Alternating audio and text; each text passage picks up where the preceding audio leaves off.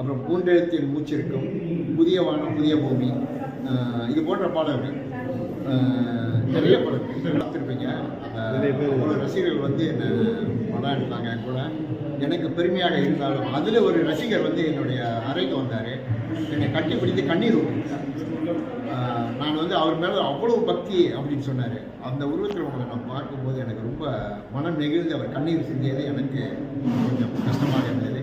நான் ஒரே ஒரு வார்த்தை சொன்னேன், புரட்சி தலைவர் எங்கும் இல்லை, நம்மளோடு தான் வாழ்ந்து கொண்டு இருக்கின்றார் அப்படின்னு சொன்னேன். ஏன்னா ஒவ்வொரு இடத்திலும் இருக்கின்றார். அதனால் வந்து அவர் மறைந்து இத்தனை ஆண்டுகள் ஆனாலும் அவருடைய புகழ் நிலைத்து நிற்கும். மனித குலம் வாடும் வரை அவருடைய புகழை யாராலும் அழிக்க முடியாது.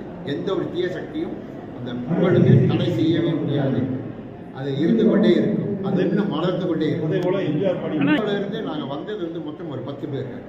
அதில் முக்கியமாக வந்து என்னோட சேர்ந்து